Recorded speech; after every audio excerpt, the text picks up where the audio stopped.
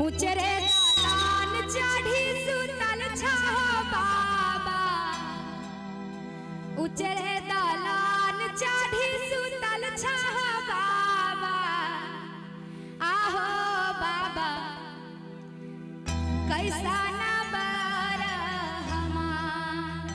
गौर से सुन ले कहे छथिन, उचरे दालान चढ़ी सुतल छहो बाबा, उचरे दालान चढ़ी सुतल छहो बाबा, आहो बाबा कैसा न बरहमा, आहो बाबा कैसा न बरहमा।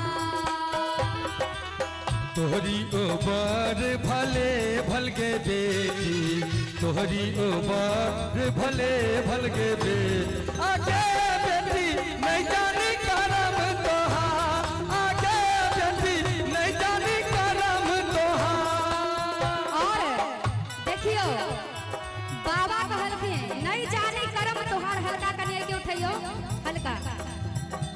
और हम की कहै छै कि गौर से सुनबै, आइ काल करम के दोष नहीं होय छै, पैसा के दोष होय छै।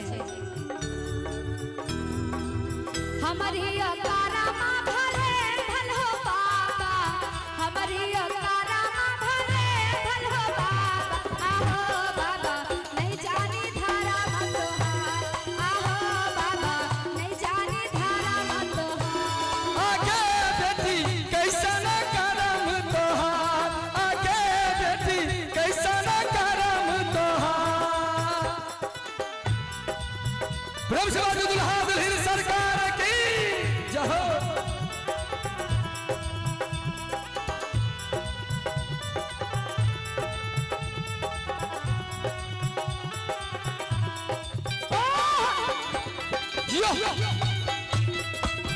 ताली बजा के साथ बने, क्या बात है। और तकर बाद जेकर शादी छै लड़की अपन चाचा जी तर जाय छथिन, चाचा जी सब कहै छथिन, उचरे दालान चढ़ी बैसल छहो चाचा, उचरे दालान चढ़ी बैसल छहो चाचा, आहो चाचा कैसा न बरहमा, आहो चाचा कैसा न बरहमा। तोहरी ओबर भले भल के बेटी, तोहरी ओबर भले भल के बेटी, आगे बेटी कैसा न करम तोहार, आगे बेटी नहीं जानी करम तोहार।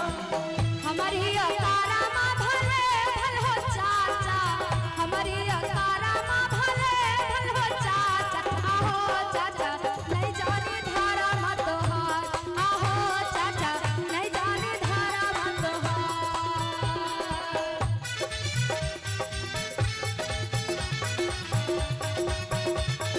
क्या बात है, ओहो।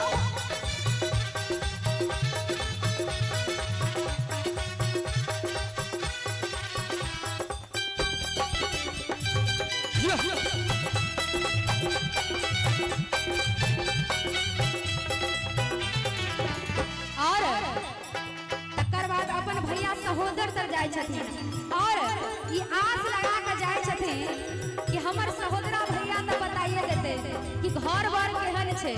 और देखियो उचरे दालान चढ़ी सुतल छहो भैया, उचरे दालान चढ़ी सुतल छहो भैया, आहो भैया कैसा न बरहमा, आहो भैया कैसा न बरहमा। और दुनिया के हर एक भाई अपना बहन के लेल खून देवे के लेल तैयार रहे छै, और भला वो अपना बहन के गरीब घर में बियाह कर सके छै, सब पैसा के कमाल छै, लेकिन खूनो बेचे ला बहन ला तैयार हो जाए छै। अच्छा, कहे छै अच्छा। भाई के छै, तोहरी उमर भले भल के बेटी, तोहरी उमर भले भल के बहन, आगे बहनी कैसा न करम तोहार, आगे बहन कैसा न करम तोहार।